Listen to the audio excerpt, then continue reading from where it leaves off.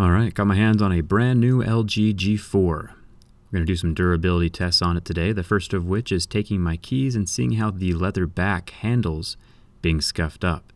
It does permanently scuff the back, even with just a little bit of pressure, so you want to make sure not to keep your phone around any metal objects. I'm curious as to what is underneath the leather, so I'm going to take my razor blade and slice through the leather and kind of scrape away from the back of the phone. It's pretty tough stuff as far as the slicing is concerned. You can see the fibers of the leather here from the phone back. And then underneath the leather is just some colored plastic. It's the same color as the outside leather. Kind of interesting. We'll move on to the scratch test. First off, I'm going to use a razor blade. The glass on the LG G4 is Gorilla Glass 3, so not quite on the same level as the Galaxy S6 or the HTC M9. And if you look close enough, you can see that the razor blade does scratch the glass, which was not the case with the Galaxy S6.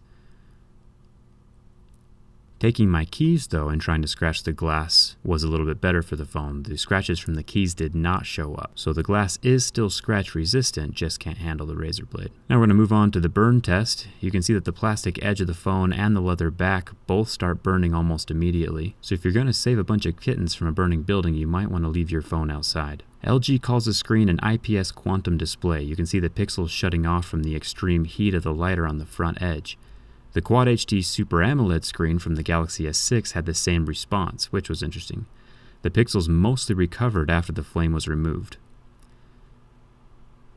The back glass lens of the camera was not scratched by my keys, which is nice. Makes me think that the back lens is also made of Gorilla Glass, or at least some kind of scratch-resistant glass. The razor blade did leave a mark though. You can see the mark in the reflection as I tilt the phone from side to side. So the back lens is not unscratchable, but it is scratch resistant.